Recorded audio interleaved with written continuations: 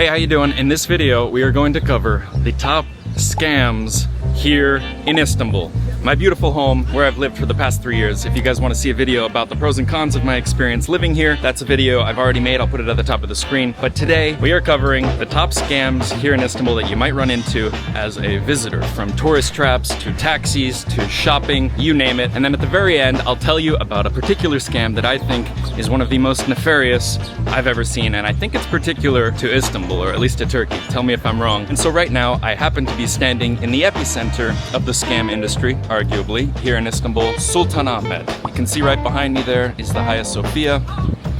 On the other side, you have the Blue Mosque. So this is not only one of the most touristy places in the entire city with 2 of the biggest tourist attractions, but also one of the places where you're most likely to encounter a scam here in Istanbul. It's all coming up. Let's talk about it. All right, so the first thing I want to talk about is what I'm calling the my friend scam. Now, this is when you're here in a place like Sultanahmet, right in front of the Hagia Sophia, and you're just walking around, enjoying your day, looking at the sights, taking pictures, when suddenly an overly friendly, eager guy will kind of like slide up next to you and just go, "Hello, my friend." Usually they start with "Hello, my friend." They might just start chatting with you. Almost immediately after greeting you, these guys will start to ask you questions about yourself that are kind of just like small talk, like, "Oh, where are you from?" They might say a few words in your language. They might say they have a cousin that lives in a random city in your country, just to create some really baseline rapport with you. And then pretty soon they will give you some kind of advice. Something like, "Oh, you know, actually Hagia Sophia is closed today," or "It's closed right now for prayer." Then, once they've told you that what you're trying to do here or see here is closed or inconvenient or whatever it may be, they will tell you that they have some kind of a shop, or their cousin owns a carpet shop or whatever that's just around the corner, and they'd love to show it to you. And that's where the scam begins. Now, at the end of the day, all they want to do is obviously take you to their shop and try to sell you something, but I'm calling it a scam because it's dishonest. Like, they approach you as a friend, but really the only goal they have in mind is to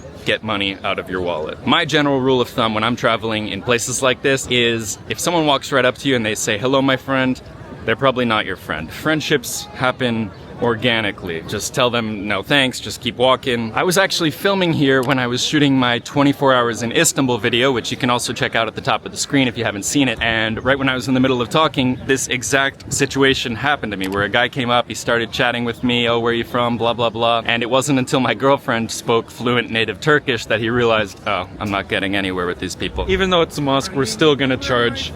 I am. Oh, really? Yeah. How you doing? American. Which part? You New York. Oh, Manhattan, Brooklyn, Queens, where? No, I'm from Connecticut. Oh, very nice. Yeah. She's from where? Russia. Ha, Türk müsün? O Türk. Merhaba. Merhaba. Ben de burada yaşıyorum. Ruslara benziyor. She look like Russia. Well, I think she's Balkan actually. You make video for me. Yeah. Oh, Well, I was nice. in, yeah. My nickname, John Travolta. John Travolta. Oh, yeah, I could see it a little bit. Anyway, nice to meet you. Where in Istanbul do you live? Kadıköy. Ah, Kadıköy, very Yeah. nice. Take care. Bye bye. Teşekkürler.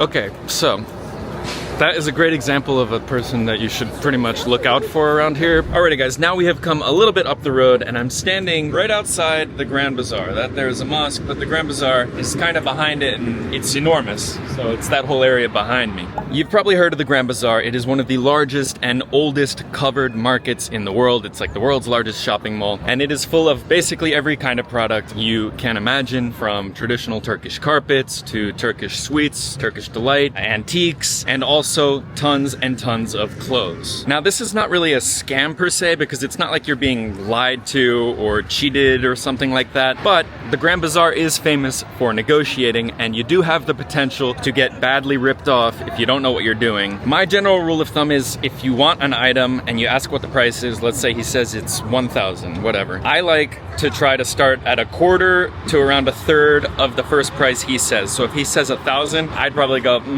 I was thinking like 250 or 300. And then you work from there. He's gonna scoff and go, "Oh, no, my God, that's impossible. I'll make no profit." You know, if he's still talking with you, then he's obviously still interested. You're both still interested. And you can work from there and hopefully meet somewhere in the middle, around maybe 50% of his starting price. Sometimes it's a little bit less, sometimes it's a little bit more. But in general, you want to start low because you know he is starting high. Now, the other thing to keep in mind at the Grand Bazaar is that there are various qualities of items available. Istanbul, and so you got to be kind of aware of what it is you're looking at. You have really high-end rugs and clothes and leather and things like that, but you also have really cheap, low-quality stuff that might be sold right alongside the high-quality stuff. However, if you're looking for clothes that are guaranteed super high quality, then I highly recommend that you check out Unbound Merino, which I happen to be wearing right now. Now, Unbound Merino is sponsoring this video, making today's video possible, but I have been their customer since way before they ever got in touch with me, because honestly, these are the best travel clothes in the world.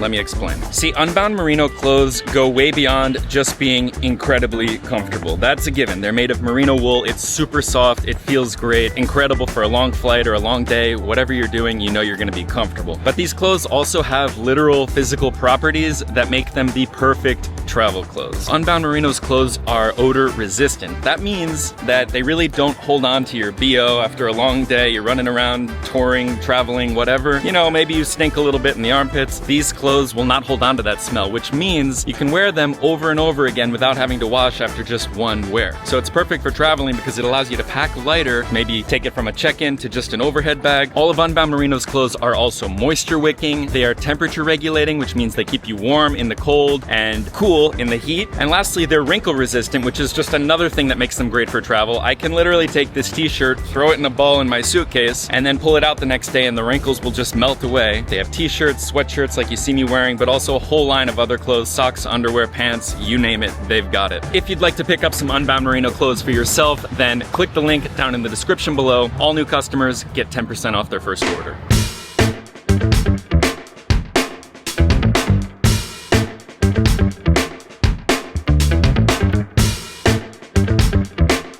Alright, and now it is time to talk about the dreaded taxi scam. And there are a lot of dimensions to this one, so you're gonna have to bear with me. There's a lot of information to share, but I think it's gonna be useful. So people in general don't like to take taxis when they're traveling in a foreign country because you have to communicate in a different language, you're dealing with cash maybe or whatever. It's like, whatever, I'll just Uber. Oh, merhaba. Ne yapıyorsun? Istanbul. However, here in Turkey, Uber doesn't work the same as in those other places. Here in Turkey, the only cars that are allowed to act as Ubers are taxis, yellow cabs, that are already working as normal taxis. There are no private drivers, no one can just sign up if they own a car and become an Uber driver here. So if you call any car on Uber in Turkey, it's gonna be a yellow taxi already. That's the first thing. Alright, I ducked into this little park here, surrounded by these Ottoman era walls. A little bit of peace and quiet. The second part about taxis in Istanbul is this. Even once you get one of those yellow taxi Ubers to come pick you up, it doesn't work the same with payment as it does with Uber in every other country. Here in Turkey, the driver at the end of the ride will manually enter the price from the taxi meter directly into the app on his end, and that's what you'll be charged in addition to the 50 lira Uber surcharge or whatever it is these days. It's always going up. So that means that the estimate that Uber provides to you when you go to book the ride in the app is really only that. It's just an estimate. It has nothing to do with what the actual final price will be. There's no sort of price guarantee or anything. So in practice, there's really no difference in terms of price from taking an Uber or taking a random taxi that you hail on the street here. Now, unfortunately, this is where the scamming can start because it introduces, you know, another variable here,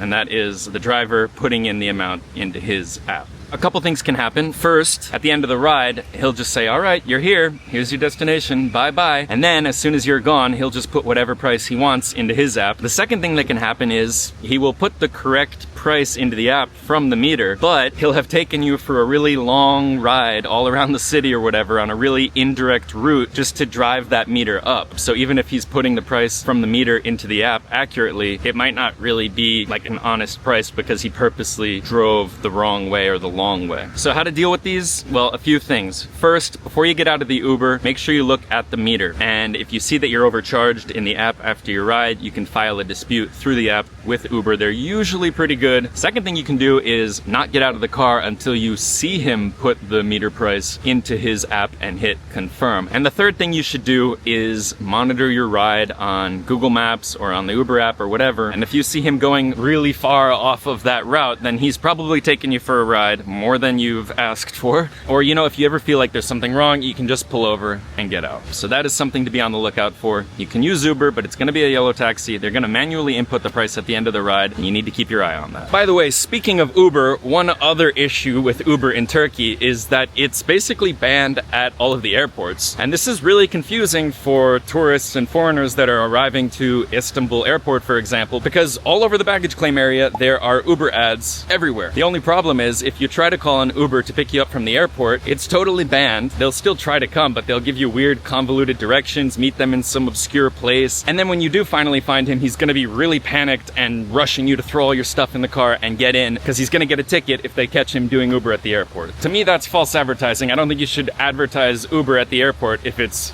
banned at the airport, but that's the way it is. My recommendation is to go to the official taxi line in the airport. It's downstairs at Istanbul airport. Just take a normal taxi and it'll be the same price, and you won't have to worry about all the hassle with finding your guy from Uber. If you're trying to avoid this whole taxi fiasco entirely, then the good news is there is a pretty robust public transit system here in Istanbul. They have trams, they have metro, they have Marmaray, which is like a long-range train, they have ferries, and am I missing anything? Buses. Yeah, there are a lot of options.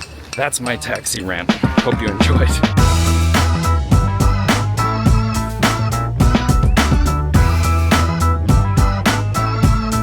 Alrighty guys, now we have made it down to the waterfront.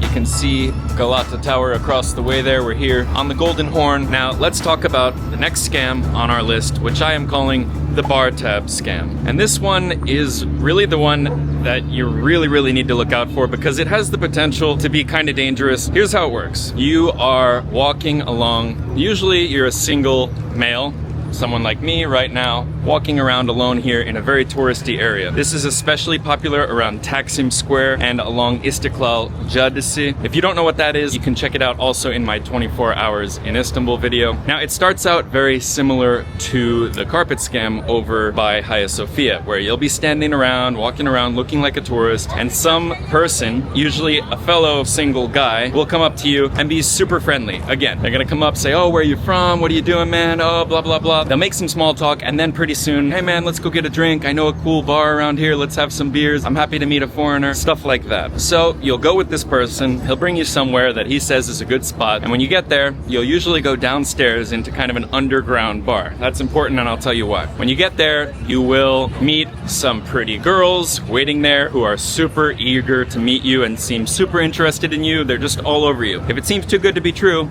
it probably is, because the way this will go is you'll hang out, maybe have a couple beers, a couple drinks. However, when you're ready to go, suddenly the mood will change. The girls will disappear, your new friend will be nowhere to be found, and you'll be presented with a check that is going to be absolutely enormous. Like, let's say you drank a couple beers, it should be like $15, $20, whatever. You'll have a bill for like $3,000 or something, like just astronomical and ridiculous. However, you're gonna suddenly be alone, and then 2, 3, 4 guys that are huge and muscular, basically thugs, are gonna come surround you and start putting on the pressure. They're gonna basically extract money from you forcefully. So you're on your own. There's really no point in arguing about the bill, because the price of the drinks you ordered is irrelevant at this point. You're basically being shaken down. What can you do? Well, at this point, not a whole lot. You're in a basement most likely also, which I said is important because a lot of times there won't really be a good cell service down there. At this point, you're kind of screwed, and you're probably gonna lose some money here. How do you avoid getting in this situation in the first place? First is be careful about random single dudes that walk up to you acting like you're their long-lost best friend. They probably want something from you. If it's too good to be true,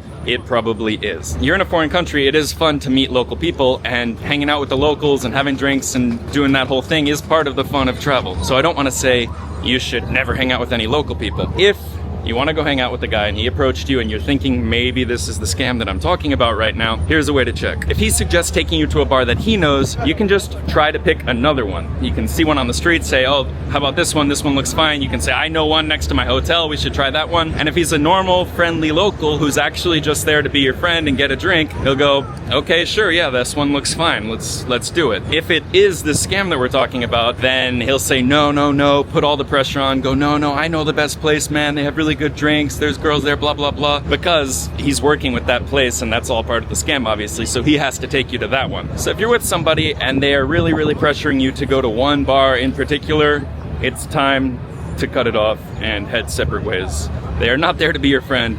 They are there to take your money. This one happens in a lot of places around the world, but it is known to happen here in Istanbul too, so just be careful. Alrighty, we are gonna grab a ferry now and head back to the Asian side, to my neighborhood Kadıköy, where I will tell you about the last scam on our list, and one that I think is pretty unique and really, really messed up in a particular way. Here we go.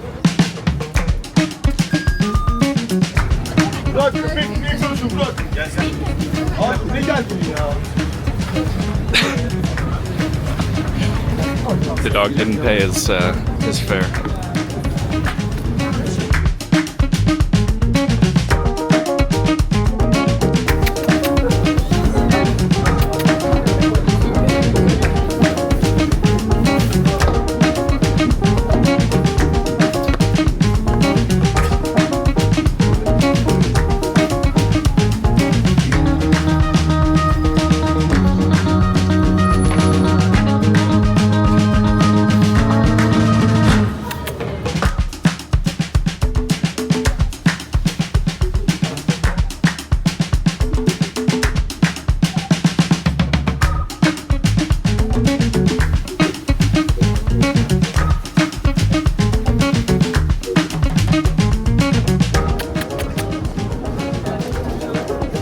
Welcome to Asia. Alright, our fellow passenger, the dog, has successfully gotten off the boat. He looked a little stressed out there for a second. Like, he maybe wasn't meant to be on there, but I think he'll be fine over here in Kadıköy. Alrighty, I'm back home now. Let's talk about the last scam on our list, which I'm calling the shoeshine scam. Now, as far as I know, this one is pretty particular to Istanbul. I haven't seen it anywhere else in the world, but I've almost fallen victim to this one myself, and it looks a little something like this. You're just walking along when suddenly this happens. So you try to be a nice person and... Oh, sorry, you dropped this. Teşekkürler abi, gel hemen bedava boyayım. What? Sorry, I don't understand. Gel abi, gel. Okay, thank you. you end up getting your shoes shined for free as a thank you. Nerelisin sen? What? Nerelisin? I'm from USA. USA mi? Yeah, America. Aa, nerede kirlettin bu ayakkabı? Ha? I don't speak Turkish, sir. Okay, Çok iyi oldu. But then, thank you so much.